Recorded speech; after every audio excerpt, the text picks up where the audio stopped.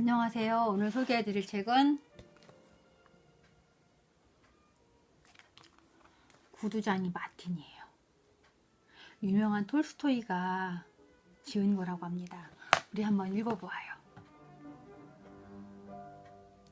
구두장이 마틴, 레오 톨스토이 글, 베르나데트 마츠 그림. 비룡소 출판사네요.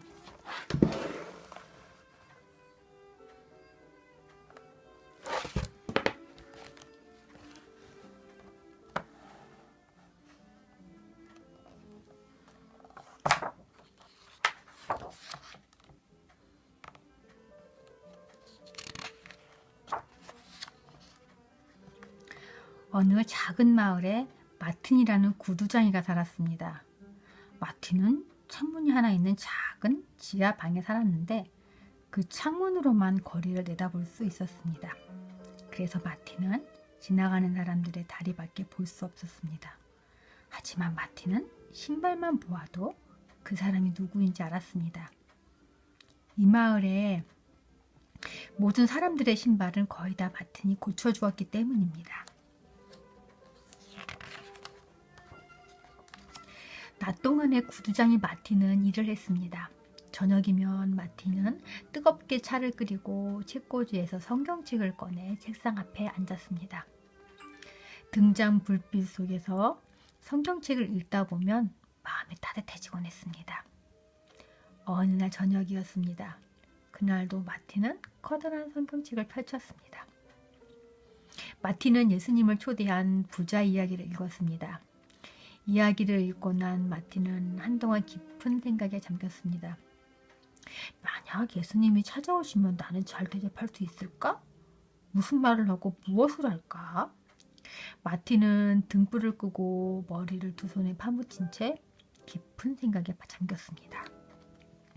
마틴은 한참 생각을 하다가 잠자리에 들었습니다. 마틴 하는 소리가 갑자기 들려왔습니다. 마틴은 깜짝 놀라 깼습니다. 하지만 방에는 아무도 없었습니다. 그런데 이번에는 부르는 소리가 아주 똑똑하게 들렸습니다. 마틴, 마틴, 아침에 거리를 살펴보거라. 내 너에게 갈 것이다. 마틴은 일어나 눈을 부볐습니다. 마틴은 이 소리를 정말로 들은 것일까요? 아니면 꿈을 꾼 것일까요? 마틴은 다시 한번 주위를 둘러보았습니다. 하지만 아무도 없었습니다.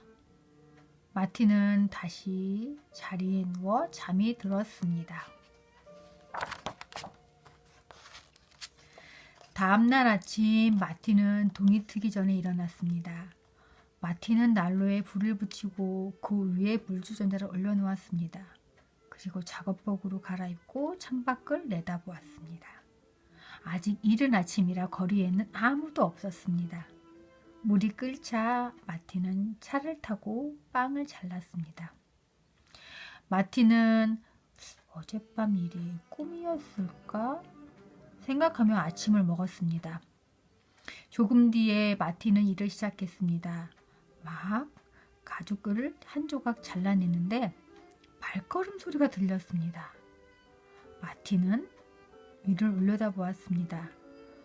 늙은 청소부 스테판이 발을 통통 구르며 시린 손을 호호 불고 있었습니다.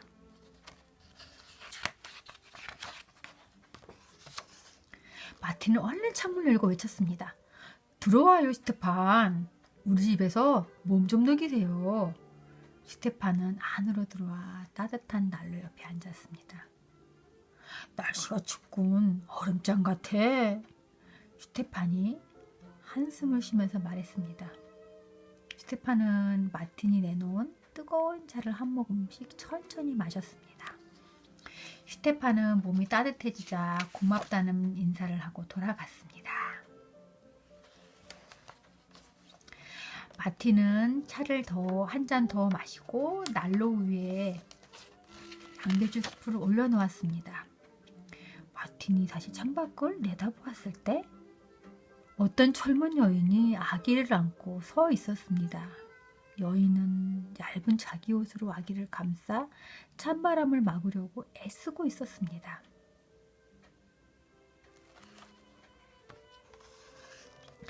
마티는 계단을 뛰어 올라가서 여인에게 들어오라고 소리쳤습니다.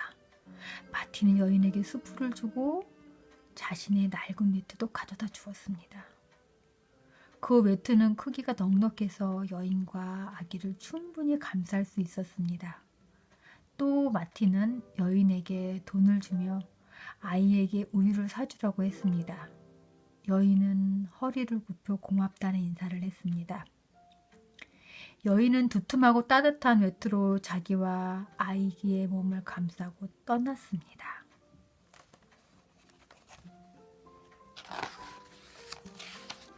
여인이 떠나고 마티는 남은 수프를 마저 먹고 설거지를 했습니다. 마티는 다시 일을 시작했습니다. 어떤 그림자가 창문에 비치기에 마티는 얼른 위를 올려다보았습니다. 누가 지나간 걸까? 아는 사람도 지나갔고 모르는 사람도 지나갔습니다. 하지만 특별히 눈에 띄는 사람은 없었습니다. 그런데 갑자기 거리에서 시끄러운 소리가 들려왔습니다. 가게 할머니가 사과를 훔친 소년의 머리채를 잡고 욕을 하고 있었습니다. 소년은 몹시 아파했습니다. 그때 마틴이 두 사람 사이에 끼어들었습니다. 그 애를 놔주세요, 할머니. 사과 하나 훔쳤다고 그렇게 심하게 벌을 준다면 우리가 지은 죄는 대체 얼마나 큰데 큰 벌을 받아야 하죠? 소년과 할머니는 처음에는 마틴을 바라보더니 나중에는 한참 동안 서로를 바라보았습니다. 소년은 나직한 목소리로 용서를 빌었습니다. 소년이 바구니를 들고 할머니와 함께 길을 따라 걸어갔습니다.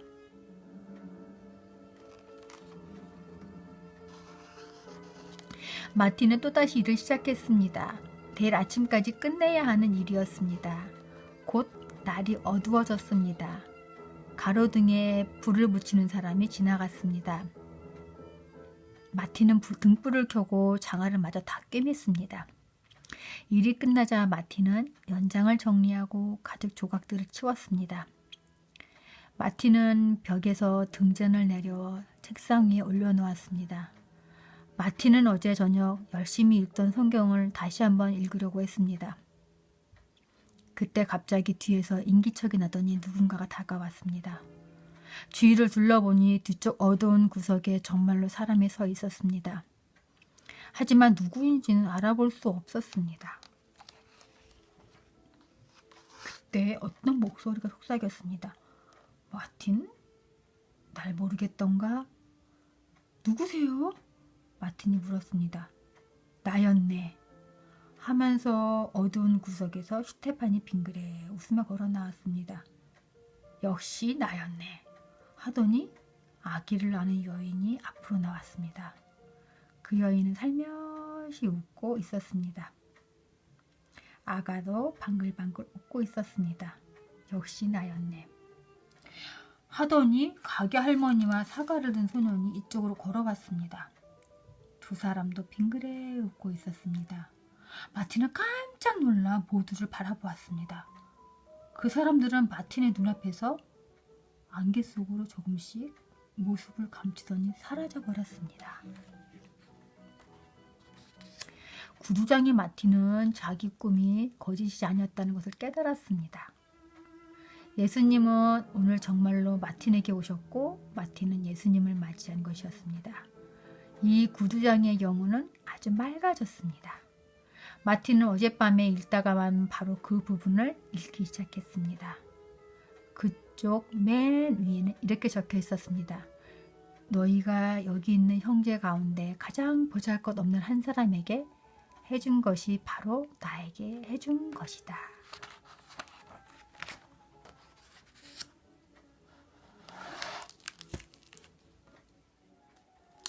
이웃집에서 제목만 보고 빌려온 그림책입니다. 자세히 보니 톨스토이가 지은 글이더군요. 톨스토이가 신실한 기독교 신자인 건 알았지만 이렇게 짧고 간결하면서도 성경에 나온 글귀대로 글을 지었을 거라는 생각을 못했습니다. 하지만 저처럼 종교가 없는 사람도 글을 읽으면 따뜻함이 느껴집니다.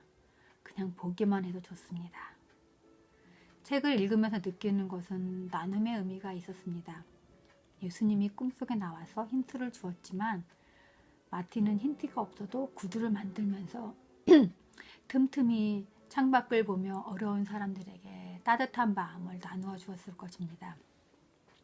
힌트가 없다고 안 한다면 그 사람은 힌트가 있어도 안 할 것입니다.